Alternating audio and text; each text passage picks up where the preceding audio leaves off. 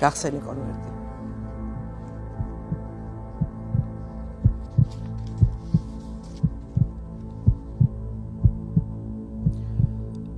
შენ შეგიძლია დაწვა კიდევ ერთხელ გეუბნები და არ გაამხილო ეს საქმე. არა, ეს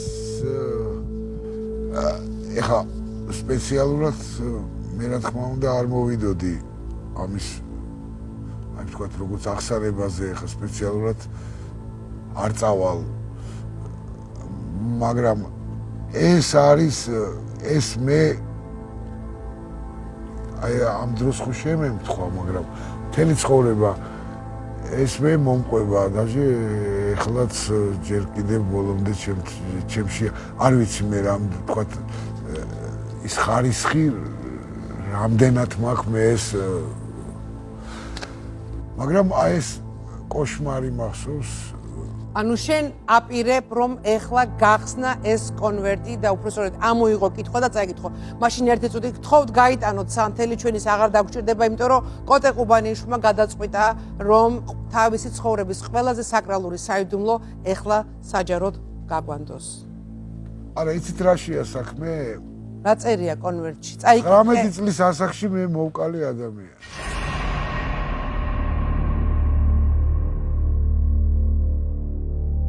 ნუ ეს ჩემთვის არის რომ დაახლოებით მაშინ ესე არ ჟღერდა. მაგრამ აი ხა ჩემ ასაკში მე რო წამეკითხა დღეს მე ეს წავიკითხავდი რომ 19 წლის ასაკში მე მომკლეს.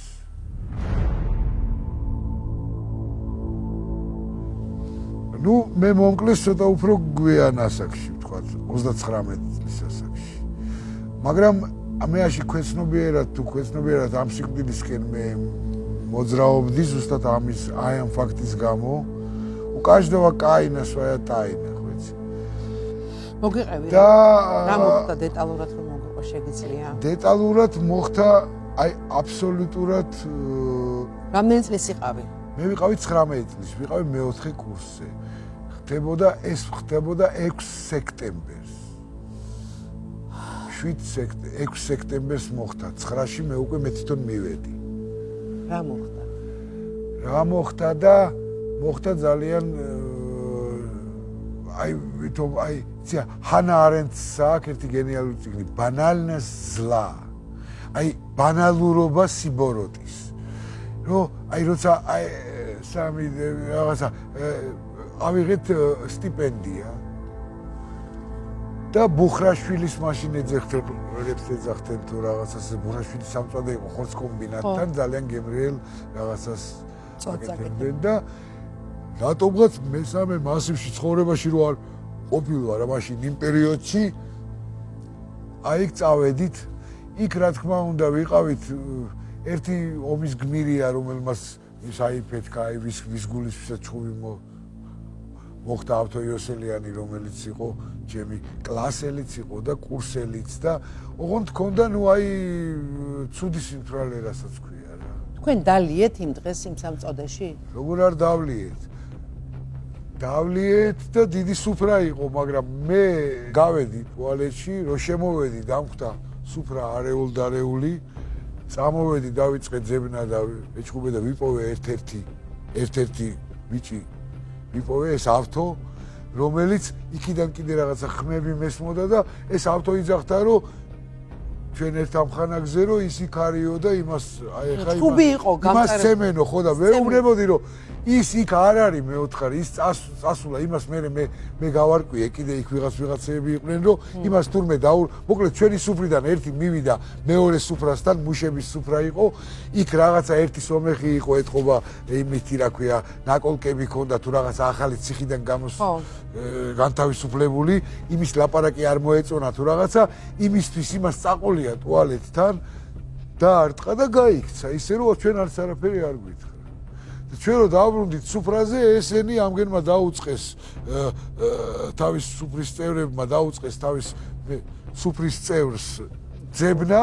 აღმოაჩინეს ტუალეტთან ჩაგოზილი ეგონათ ვაფშე დაჭრილი თურმე ამას არაფერი უბრალოდ ყბა აქვს მოტეხილი და წამოვიდნენ ამ ჩვენ სუფრაზე და ჩვენც ამასობაში მოვედით ჩვენი ის ბიჭი ვინც ჩხუბი ეს გააკეთა საწყალი ეხლა ცოცხალი არ არის მიშა გობეჯიშვილი ის ის საერთოდ არ იყო. კარგი, შენ როგორ მოხდი იმ ადამიანის პირისპირ, რომელიც გამოასალმე სიცოცხლეს? მე არაფერი აი ამ ჩემმა ძმაკაცმა დაიჩემა რომ მე წავედი და მომეცი რა ქვია მე მივდივარ აი როგორ ჯოყოლა უნდა წავიდეს და ისა მეუბნები რომ არ გინდა იქ არ არის მერე აიღე დანა ხო? მე ჩუმად წავყევი ამას რა და ამასობაში ეს წავიდა პირდაპირ და იქიდან მოდიოდა 9 კაცი დანებით ჯოხებით ბოთლებით თუ რაღაცეებით და მე საერთოდ არ ვხედავდი აქცენტი იყო ამას და ესეც პირდაპირ წავიდა ეს და დანა რო აიღე უკვე ფიქრობდი იმაზე რომ ადამიანს მოკლავდი? რაღაცა რატომაც უმეგონა ეს დანა მეს უმეგონა თავდაცვის საშუალება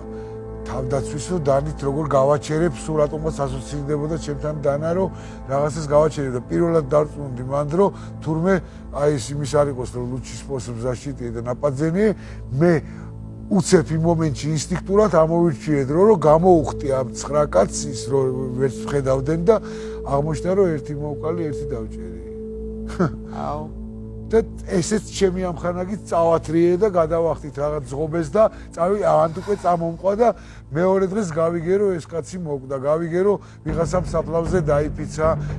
ისა ვიღაცეების ამხანაგი ვიღაცის სახში პანაშვიდია ვიღაცეების ვერ მიტანენ იმიტომ რომ მაგათი ძმაკაცი მოვკალი ვიღაცას დამოუკალი ვიღაცას შვილი მოუკალი ვიღაცას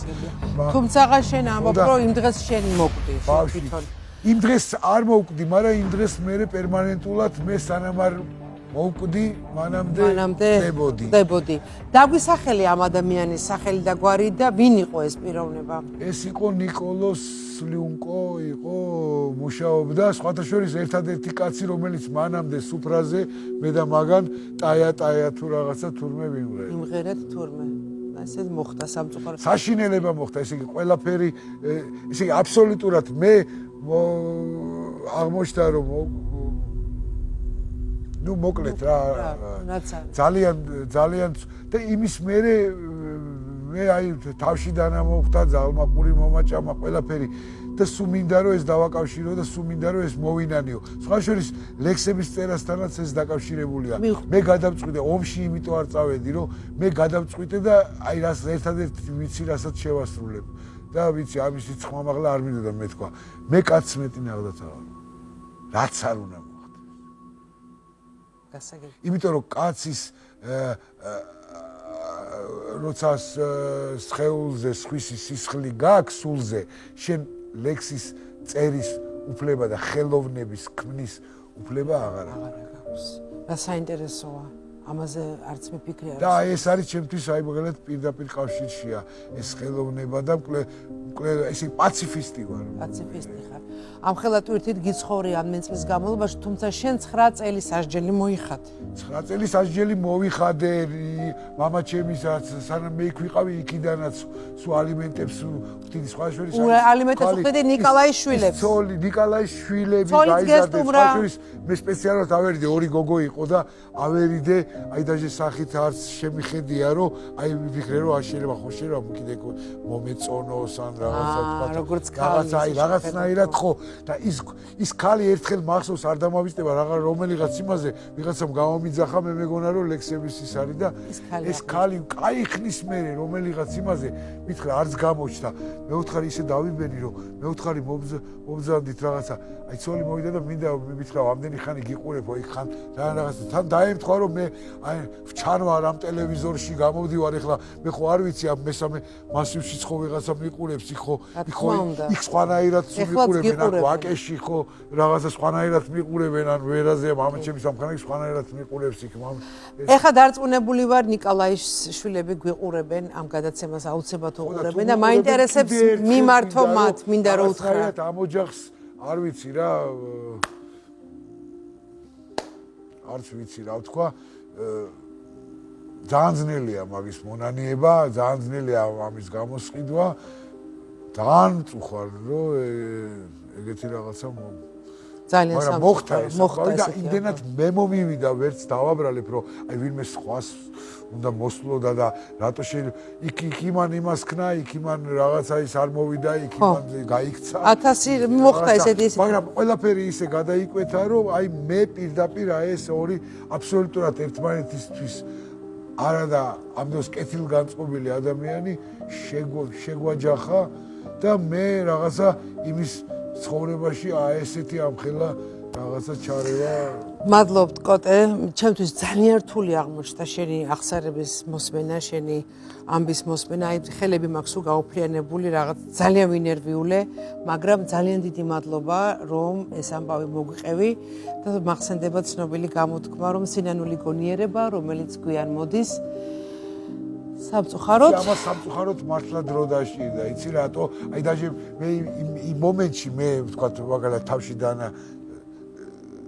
რომ მომხდა იმ ადამიანს პირდაპირ ხო ხელი არ დააკარგა. მეოთხარი სუფთა ხელები გქონია მეოთხარი როგორი სუფთა დაჟე ინფექციას როგორ არჩე და მე წავიდა და მახსოვს მირო ჩამომიტანა იმიდან გერმანიაში მირო დიდი მირო ციგნი შენ მოიგე 5000 ლარი ანუ შენ უკვე გაქვს 5600 ლარი რომელსაც ჩვენი გადაცემა გადმოგცემს აუცილებლად მე მაინტერესებს რაში დახარჯავ ამ თანხას ამ თანხას ცოტას დავამატებ ისე მამაჩემის წიგნი მაქვს გამოსაცემი რაღაცა შეიძლება მე ამაც დამაფინანსოს იმიტომ კულტურის სამინისტროში დავაგვიანე იმ რაღაც განაცხადის არ ვიყავი რაღაცა პირი იურიდიული თურმე ოფიციალურ ენას სჭირდება იურიდიული პირი მოკლედ რისი თქმა მინდა რომ ძალიან დიდი მადლობა ძალიან სასიამოვნო იყო შენთან ყოფნა რთული იყო ამ ყველაფრის მოსმენა რაც ბოლოსკენ მოვისმინე მაგრამ ესეთია ჩვენი თამაშის წესები ძალიან დიდი მადლობა კოტე მე გემშვიდობები შენ გაქვს 5600 ლარი ტელეფონი არ დაგჭეს აი ძალიან სასიამოვნო იყო ყველაფრის მოსმენა კარგად გაგდები